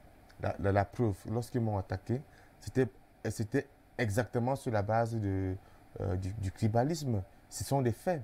Bon, sur la question de la gestion de l'argent, comme je l'ai dit ici, je pense que ni M. Kamto et encore moins M. Alain Foguet, aucun, je dis bien aucun, n'est bien placé pour parler de la morale. Bon, maintenant, de me faire la morale, ou bien de faire la morale aux Camerounais en termes de gestion financière, ce serait vraiment ce serait vraiment de la comédie ou bien un théâtre, si c'est eux qui parlaient de ce genre de choses. Bon, sur les vieux, mais est-ce que c'est faux qu'ils sont vieux? Ils ont un âge avancé, ce sont des faits. Et je dis simplement que j'ai beaucoup appris auprès de ces patriarches. Mais j'estime que la société camerounaise, à 78%, est composée de jeunes qui ont 35 ans. Et que les 60 ans en montant occupent, les 60 ans en montant représentent uniquement 5% de la population camerounaise. Ce sont les statistiques. Alors, est-ce qu'on doit continuer à accepter que les 5% de la population camerounaise gouvernent les 78% de la population? C'est une question. Et moi, je ne suis pas de ceux qui pensent que les jeunes doivent être à la retraite pendant que les aînés, je ne dirais pas les aînés, pendant que nos grands-parents sont aux affaires. Je ne suis pas de cela. Il faut bien qu'à un moment donné, que des gens apprennent à prendre la retraite. Qu'on laisse aujourd'hui la place à la génération de nouveaux acteurs de pouvoir se responsabiliser et de pouvoir apporter leur contribution, leur réflexion, leur énergie à la bonne marche des affaires de la République. C'est ça ma position. C'est noté, Denis Emilien Atangna. Nous allons maintenant prendre la 3e articulation de cette édition de la parole ce soir avec les visages. Nous allons vous présenter une série de visages sur lesquels vous aurez à exprimer une opinion et nous vous donnons la possibilité en fin d'exercice de pouvoir vous exprimer sur le dernier visage de façon un peu plus prononcée. Alors, si tout est prêt, nous allons maintenant prendre le tout premier visage de cette édition de la parole. Ah oui, il s'agit le patriarche Ndongue Somba, le président du groupe parlementaire RDPC et député de la Léké Est, qui est de la Léké, bien évidemment. Le prochain visage. Oui, là, c'est l'honorable Cabral Libi, qui est un aîné, qui est un grand frère, qui est un ami aussi de longue date et avec qui pour qui j'ai beaucoup de sympathie. Nous échangeons beaucoup régulièrement. Nous partageons certaines positions qui sont communes. Je crois que c'est important aujourd'hui qu'une jeune génération s'engage sur le plan politique. Et je pense qu'il peut être suffisamment aussi un exemple pour beaucoup de jeunes. C'est vrai, il est arrivé en politique après moi, mais j'ai beaucoup de respect, de l'admiration aussi. Et j'invite aussi beaucoup de jeunes à nous rejoindre sur le champ politique. Le prochain visage. Oui, il s'agit également d'un patriarche, le professeur Maurice Kamto. J'étais au MRC et puis moi je suis parti, il est resté. Mais je pense que c'est un patriarche. Prochain visage. Oui, là il s'agit du ministre Paul Atangandji, le ministre de l'administration territoriale. Même comme j'estime que il se balade tout ce temps-ci avec des dons, en disant que ce sont les dons du président de la République, et pourtant c'est faux. C'est un argent, c'est plutôt l'argent du contribuable qui est utilisé. C'est un argent qui est logé dans les caisses réservées pour la protection civile. Donc je pense que il est important aujourd'hui que la direction de la protection civile soit transformée en agence nationale de la protection civile pour que l'argent du contribuable ne soit plus utilisé à des fins politiques pour dire que le président Biya fait des dons et pourtant cet argent ne vient pas de son porte-monnaie. Pensons que concernant la pandémie, l'essentiel pour nous c'est que les Camerounais soient sauvés. Le prochain visage. Là, je pense que c'est Richard Bona. Richard Bona. Voilà, un très grand artiste. C'est tout ce que je peux dire. Prochain visage. Là, c'est le ministre Benoît Ndong, qui était né. Il est ministre à des missions. Il est arrivé dans des réunions, parce qu'on est du même clan de Vognamieux, qu'on se retrouve dans les mêmes réunions. Prochain visage. Là, c'est Okale Bode Thierry. Voilà, il est un ancien du MRC, un ancien étudiant de la DEC aussi. À un moment donné, on était proches, mais on est plus proches. Le prochain visage. C'est Mohamedou Mouta, qui est aussi qui est venu après que nous soyons partis du MRC, qui est en ce moment à la prison. Je crois lui avoir déjà rendu visite en prison.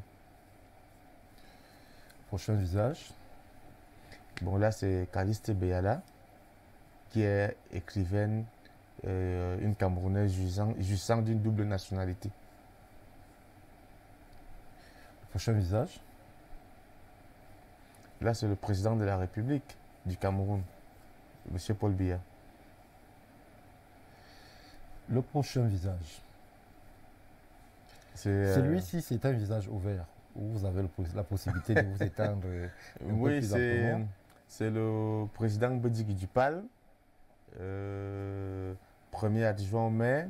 Et je dois dire que j'ai contribué à 80% pour qu'il soit maire, adjoint au maire. Parce que s'il est adjoint au maire, ce n'est pas parce qu'il est fort. C'était un accord politique. Et si j'avais voulu être adjoint au maire, je le serais.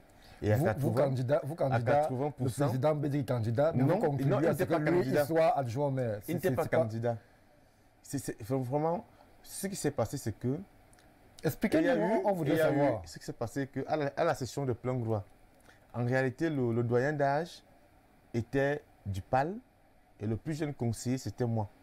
Et puis la session de plein droit, elle est présidée par le bureau d'âge.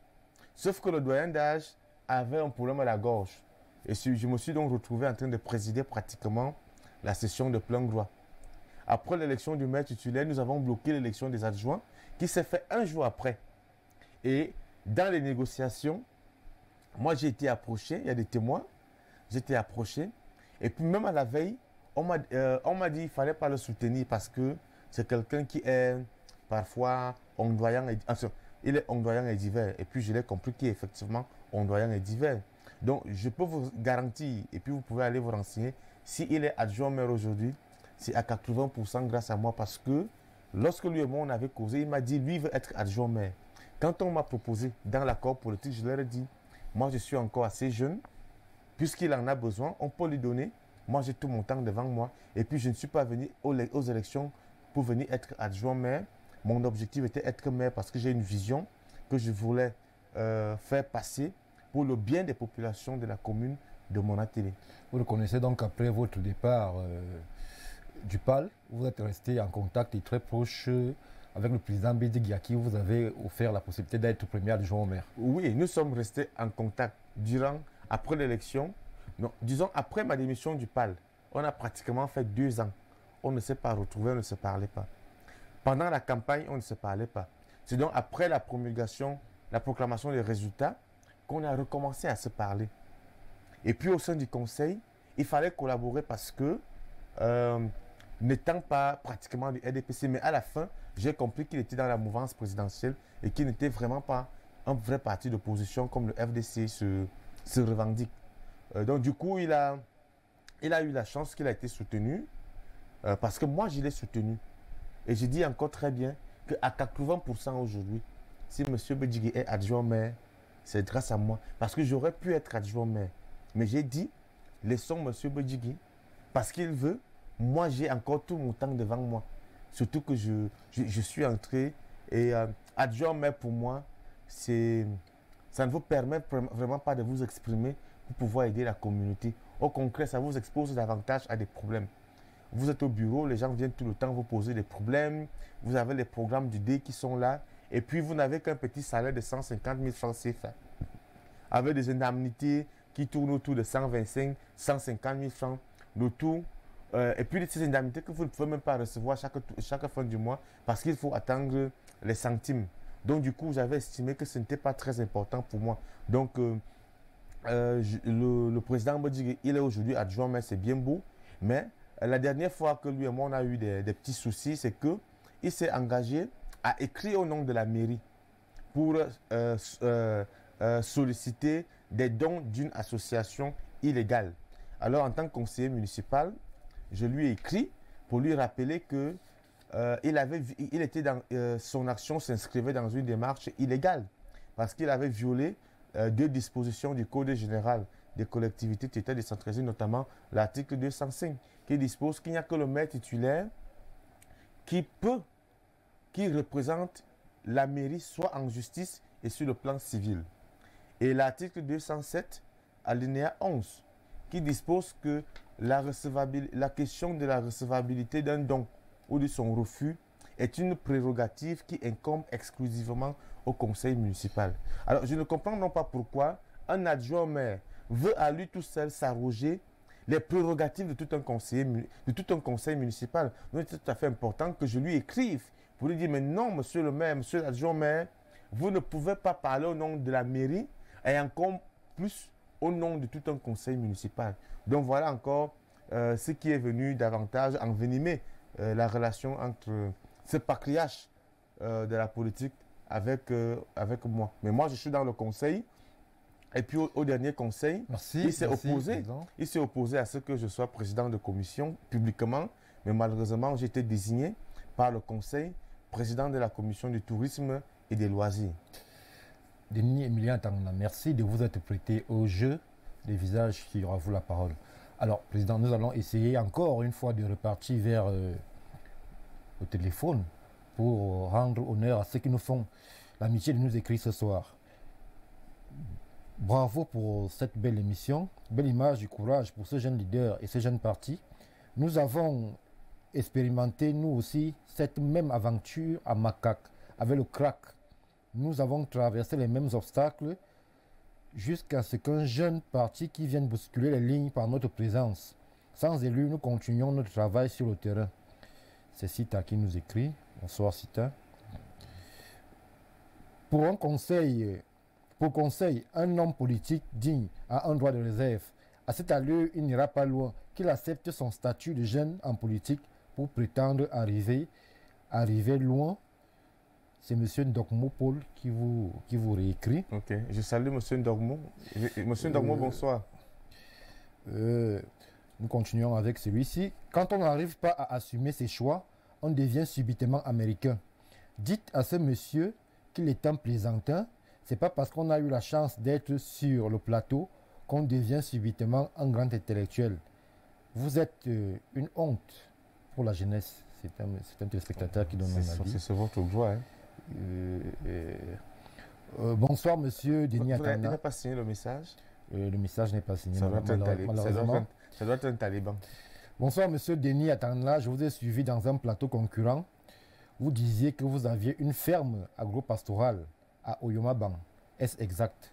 C'est Joseph Vous disiez que vous aviez une ferme agro-pastorale. Est-ce exact? C'est Joseph de Yomabang. Je pense que ça devait être notre Denis Atang, n'est pas le mien. Ça devait être un autre. Je n'ai pas de ferme à Yomabang. Ça devait être forcément un autre. Il y a des gens qui se ressemblent et qui ont le nom qui se ressemblent aussi. Alors, et celui qui estime que être sur un plateau de télévision fait de vous un intellectuel? Non, je crois que je suis habitué des plateaux de télévision depuis 2012. Et puis avant ça, je crois que j'avais déjà fait certaines choses. Et à un moment donné, même j'ai un peu disparu des plateaux de télévision parce que j'étais plus consacré pour mes activités politiques de terrain, pour les élections. C'est une habitude pour moi d'être à la télé. Moi, je ne me présente pas davantage comme un intellectuel, mais je suis plus quelqu'un d'action. Je suis un homme d'action et c'est ça qui me préoccupe dans mon quotidien. Monsieur Dogmo qui estime par contre que vous ferez mieux d'accepter votre statut de jeune leader politique et d'apprendre. Qu'est-ce que vous lui répondez? Bon, il faut déjà dire bonsoir à monsieur Ndogmo. Il est très... il a beaucoup d'énergie parce que j'ai remarqué qu'il écrit beaucoup. Donc je pense que c'est bien. C'est l'un des caractères des talibans aussi. Ils écrivent beaucoup. Mais je voudrais lui dire que j'apprécie avec un intérêt soutenu ses conseils. Mais je pense que la signification qu'il voudrait donner aux mots jeunes, qu'il faut apprendre jusqu'à 60 ans, il voudrait se comporter un peu comme nos amis en face du RDPC qui estiment que les jeunes auront leur tour, c'est-à-dire quand ils auront 60 ans en montant. Nous allons essayer de prendre ce message. Bonsoir le plateau. La chance avait été donnée aux jeunes de faire la majorité au Parlement et faire le changement au nom des jeunes. Et non au nom des partis politiques. Mais quelle déception. C'est Marius Dekounou qui nous écrit. Bon, beaucoup de jeunes ne s'inscrivent pas sur les listes électorales. Beaucoup de jeunes ne s'engagent pas sur le plan politique. Mais c'est important de dire aux jeunes Camerounais que le bonheur de la jeunesse dépend essentiellement de leur engagement politique. C'est quand même aberrant de constater que la jeunesse représente la majorité de la population camerounaise et que notre pays soit gouverné par les 60 ans en montant, qui ne représentent que 5% de la population camerounaise. C'est un paradoxe. La démocratie, c'est quoi? C'est la dictature de la majorité sur la minorité. Comment se fait-il qu'au Cameroun, c'est la minorité qui dicte la majorité? Tout ça parce que les jeunes ne s'engagent pas sur le plan politique. Parce que les jeunes ne s'inscrivent pas sur les listes électorales. Parce que les jeunes ne soutiennent pas les jeunes. Et moi, je vais vous dire, le FDC est un jeune parti qui est animé principalement par les jeunes et qui constitue aujourd'hui un cadre d'encadrement, d'apprentissage de la politique. Parce que, voyez-vous, nous avons des expériences au sein du parti qui peuvent être utiles aux newcomers en politique. Et puis, on a en projection l'organisation des séminaires permanents pour qu'on puisse permettre à ceux qui entrent de savoir pourquoi est-ce qu'il faut s'engager en politique, que gagne-t-on à faire de la politique. Et tant que notre jeunesse ne va pas davantage s'engager en politique, on continuera à pleurer. Parce que les gens ne comprennent pas que... Parce que je suis souvent un peu déçu d'apprendre des gens qui disent « Moi, je suis apolitique, mais non, personne ne peut être apolitique. Même un bébé qui est dans le ventre de sa mère... Nous allons prendre ces deux derniers messages qui nous sont parvenus. Bonsoir, tu ne peux pas aller loin car tu parles beaucoup. Malheureusement, le message n'est pas signé. Toujours monsieur Ndogmo, sûrement. Bonsoir, Info TV, belle émission. Dites à votre invité de nous parler du feu Dr Messinga. Vous connaissez un Dr Messinga? Oh oui, le feu Dr Ernest Claude Messinga. Voilà, qui était... il avait trayé, il est décédé. C'était également un visage très connu au niveau de l'université. Et en termes d'élection, il avait un groupe d'études pour les le politologue. Et en termes d'élection, il a beaucoup œuvré. Et personnellement, j'avais beaucoup de respect, beaucoup d'admiration pour lui. Donc, que la terre de nos ancêtres lui soit légère. Denis Emilia Atangna, quel est l'avenir que vous réservez aujourd'hui au FDC? Nous avons des perspectives. C'est que nous allons d'abord consolider notre bilan que nous trouvons très positif parce qu'aujourd'hui, nous faisons partie des... Bilan, vous n'avez qu'un seul conseiller. Je dis très bien que ce conseiller municipal est certes vrai un symbole, mais le Cameroun compte plus de 300 partis politiques. Et aujourd'hui, il n'y a que 16 partis politiques qui ont au minimum qui ont un élu et plus. Et le FDC fait partie de ce cercle restreint. Et de plus, qui peut investir un candidat à l'élection présidentielle. Donc, notre objectif aujourd'hui, c'est quoi? Poursuivre l'implantation et la structuration du parti sur le plan national. Question de mieux nous préparer pour les échéances de 2025, notamment l'élection présidentielle, les élections municipales et législatives. Et c'est l'occasion pour moi de tendre la main à tous ceux qui s'intéressent à la politique, à tous ceux qui tardent encore de faire de la politique, de rejoindre, pas forcément le FDC, mais de s'intéresser, de s'inscrire sur les listes électorales, de s'intéresser à l'activité politique, de s'engager auprès des partis politiques. Le FDC est un parti ouvert, républicain, qui n'est pas là pour insulter le parti au pouvoir ou bien le gouvernement, mais qui est là pour critiquer lorsque c'est mal fait et pour prendre acte lorsque c'est bien fait. Vous seriez prêt à faire des alliances avec quel parti, par exemple, si la possibilité vous en était donnée? Avec un parti jeune comme le vôtre ou bien alors avec un parti mieux installé dans la République? Bon, il faut déjà dire qu'il y a une différence entre alliance et coalition. Parce qu'une coalition est un regroupement qui qui gère des questions thématiques pour une durée donnée, déterminée. Et pourtant, les alliances, elles s'inscrivent davantage dans la durée. Bon, pour l'instant, s'il fallait faire une alliance, il faut forcément travailler avec des formations politiques qui ont les mêmes, qui partagent la même idéologie que nous et les mêmes valeurs que nous. Mais en termes de coalition, je crois que nous sommes dans une perspective où nous voulons travailler avec les vraies forces du changement qui militent pour qu'il y ait une gouvernance saine et assez participative. Et sur ce point, nous pensons qu'il y a la Constitution qui mérite d'être revue sur plusieurs plans, parce qu'il faut ramener le mandat présidentiel à 5 ans, faire en sorte que l'élection présidentielle se fasse à 2 tours, revoir un peu les pouvoirs du président de la République. Et nous sommes partants pour qu'on puisse instituer au Cameroun un poste de vice-président.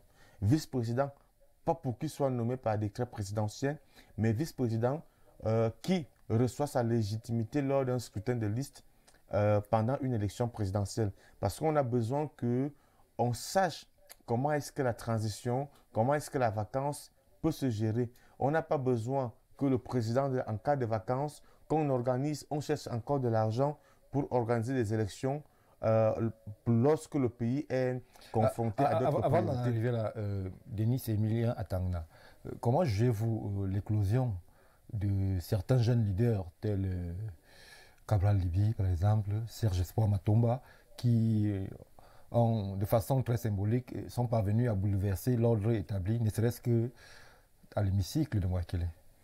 Bon, disons que l'honorable Cabral Libi, il fait un travail qui est extrêmement encourageant et intéressant au niveau de l'Assemblée nationale. C'est un leader qui a compris que la politique de la chaise vide ne paye jamais. Donc aujourd'hui, il est en train de valoriser son poste de député au sein de l'Assemblée nationale. C'est aussi ce que je fais à mon niveau, au niveau du conseil municipal de mon atelier. Je pense aussi que Serge Espoir Matomba, qui est conseiller municipal à Douala, et dans la grande commune, il n'est pas député du tout. Il essaie aussi de se battre à son niveau. Nous sommes très peu en ce moment sur la scène politique en tant que jeunes et relativement jeunes. Et je voudrais dire que sur ces 3 jeunes qui sont, en parlant de Cabral Libi, Serge Espoir Matomba, je suis le Benjamin. Et je pense qu'il faut qu'il y ait d'autres jeunes qui s'engagent pour qu'en 2025, qu'on se retrouve avec un Parlement qui est constitué à 80% des jeunes. Et il ne faut plus que le Parlement soit constitué à 80% des gens qui ont 60 ans en montant et qui ne représentent que 5% de la population camerounaise. C'est vraiment un défi majeur sur lequel on doit travailler pour les années à venir. C'est pour cette raison qu'il faut que les jeunes, le message de la sensibilisation, le message de stimulation des jeunes à s'engager en politique soit accentué, que ce soit par l'honorable Cabral Lébi, Serge Espoir Matomba et tous ces autres jeunes comme le Ernest Pekou qui sont déjà engagés sur le plan de la politique politicienne. Merci Denis Emilien Atangana.